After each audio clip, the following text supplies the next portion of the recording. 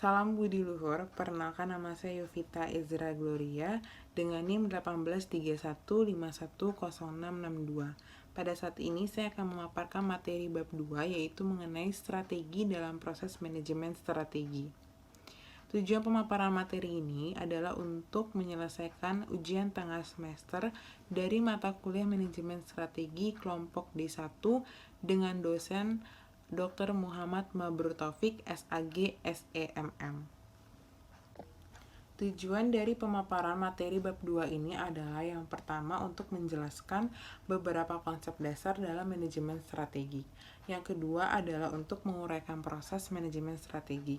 Dan yang ketiga adalah menguraikan 3 model alternatif untuk meraih keunggulan kompetitif. Konsep dasar dalam manajemen strategik terbagi menjadi 4. Yang pertama adalah strategi kompetitif, yang kedua adalah strategi, yang ketiga adalah sustain competitive advantage, dan yang keempat adalah above average returns. Strategi kompetitif atau kompetitif strategi merupakan strategi yang fokus pada rencana manajemen untuk bersaing dengan sukses. Yang kedua adalah pengertian dari strategi, yaitu pendekatan secara keseluruhan yang berkaitan dengan pelaksanaan, gagasan, perencanaan, dan eksekusi sebuah aktivitas dalam kurun waktu. Yang ketiga adalah sustain competitive advantage atau keunggulan kompetitif berkelanjutan yang merupakan suatu kondisi atau keadaan yang menempatkan perusahaan dalam posisi bisnis yang menguntungkan atau unggul dalam beberapa tahun. Yang keempat, yaitu above average returns, merupakan artian dari investor mendapatkan hasil yang melebihi apa yang mereka harapkan dari investasi dengan risiko yang sama. Lalu, dalam tahapan utama proses manajemen strategi terbagi menjadi 4 tahapan. Yang pertama adalah analisis lingkungan, yang kedua adalah formulasi strategi, yang ketiga adalah implementasi strategi, dan yang keempat adalah evaluasi strategi. Saya akan menjelaskan satu persatu artian dari setiap tahapan. Namun, sebelum masuk pada penjelasan, ada terlebih dahulu gambar 2.1 dalam presentasi, yaitu proses manajemen strategik. Dalam analisis lingkungan strategi terbagi menjadi 2, yaitu analisis lingkungan eksternal dan lingkungan internal, di mana setiap analisis lingkungan eksternal dan internal terbagi menjadi visi, misi, dan tujuan. Lalu dalam formulasi strategi, ada strategi bisnis, strategi korporat, strategi internasional, dan aliansi strategik di mana mereka saling berhubungan satu dengan yang lainnya. Lalu dalam implementasi strategi terbagi menjadi corporate governance, struktur dan desain organisasi, kepemimpinan strategik, dan pengendalian strategik. Lalu pada tahapan terakhir yaitu adalah evaluasi kerja. Yang pertama adalah analisis lingkungan. Analisis lingkungan adalah proses awal dalam manajemen strategi yang bertujuan untuk memantau lingkungan sebuah perusahaan. Lingkungan perusahaan di sini yaitu mencakup dari semua faktor, baik yang berada di dalam maupun yang di luar perusahaan yang dapat mempengaruhi pencapaian tujuan yang diinginkan oleh perusahaan tersebut. Yang kedua, formulasi strategi, yaitu merupakan tujuan atau goal untuk mengetahui apa yang ingin dicapai oleh unit bisnis. Sementara strategi adalah rencana permainan untuk mencapai suatu tujuan tersebut. Yang ketiga adalah implementasi strategi. Implementasi strategi adalah sekumpulan aktivitas dan pilihan yang diperlukan untuk melaksanakan rencana strategis. Inti dari definisi ini adalah adanya tindakan untuk melakukan rencana strategis yang telah disusun sebelumnya. Lalu tahapan yang keempat atau yang terakhir adalah evaluasi strategi. Evaluasi strategi adalah cara pelaku bisnis untuk mengevaluasi posisi perusahaan dalam upaya mencapai tujuan strategis. Definisi dari keunggulan positif.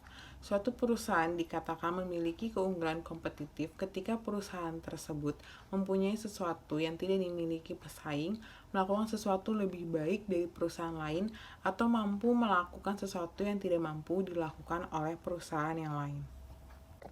Kemudian keunggulan kompetitif berdasarkan 3 alternatif model, yaitu yang pertama model organisasi industri atau Industrial Organization atau I/O. Yang kedua model berbasis sumber daya yaitu Research Based View atau RBF. Dan yang ketiga adalah model gerilya atau guerrilla. Pada tabel 2.1 kita dapat melihat perbandingan pendekatan dari Industrial Organization, Research Based, dan Guerrilla.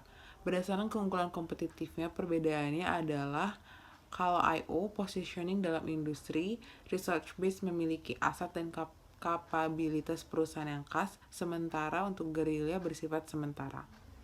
Untuk penentuan profitabilitasnya, karakteristik industri, posisi perusahaan dalam industri, yaitu dalam Industrial Organization. Untuk resource base, jenis, jumlah, dan nature sumber daya perusahaan. Dan untuk guerrilla, kemampuan untuk berubah dan mengejutkan pesaing dengan tindakan strategik.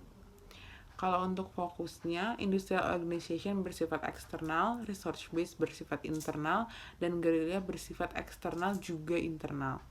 Berdasarkan perhatian utamanya, Industrial Organization memperhatikan persaingan, dan Research Base memperhatikan sumber daya kompetisi, dan guerrilla situasi yang terus berubah-berubah secara radikal.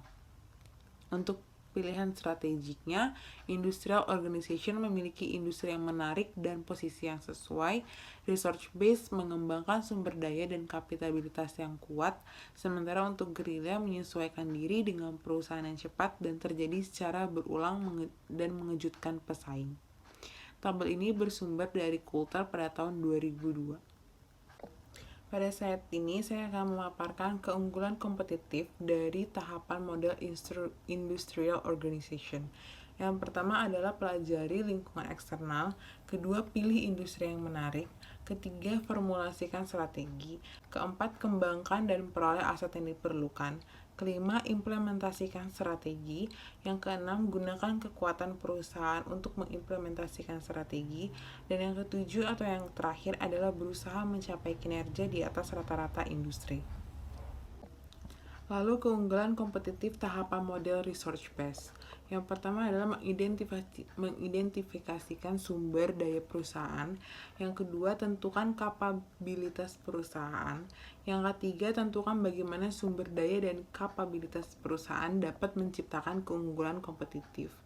Yang keempat, lokasikan suatu industri dengan peluang yang dapat dieksploitasi. Yang kelima, pilih strategi terbaik untuk mengeksploitasi sumber daya dan kapabilitas dari lingkungan industri. Yang keenam adalah mengimplementasikan strategi yang dipilih agar mengungguli pesaing dan memperoleh penghasilan di atas rata-rata industri. Keunggulan kompetitif dari model guerrilla. Yang pertama adalah berbagai macam gangguan yang signifikan dan tidak diperkirakan sebelumnya dapat menghambat perusahaan dalam mencapai keunggulan kompetitif yang berkelanjutan. Lalu selanjutnya, sebuah organisasi yang berhasil harus pandai dalam menyesuaikan dengan setiap perubahan yang terjadi. Lalu keunggulan kompetitif dari hiperkompetisi dalam model guerrilla. Yang pertama, hiperkompetisi yaitu lingkungan bisnis yang diwarnai dengan perubahan yang terjadi secara terus-menerus. Yang kedua adalah untuk memenangkan persaingan dalam lingkungan yang hiperkompetitif diperlukan sebuah visi terhadap perubahan dan gangguan kapabilitas dan juga taktik. Demikianlah pemaparan materi mengenai bab 2 yang dapat saya sajikan pada saat ini. Kurang dan lebihnya mohon dimaafkan. Terima kasih dan salam budi luhur.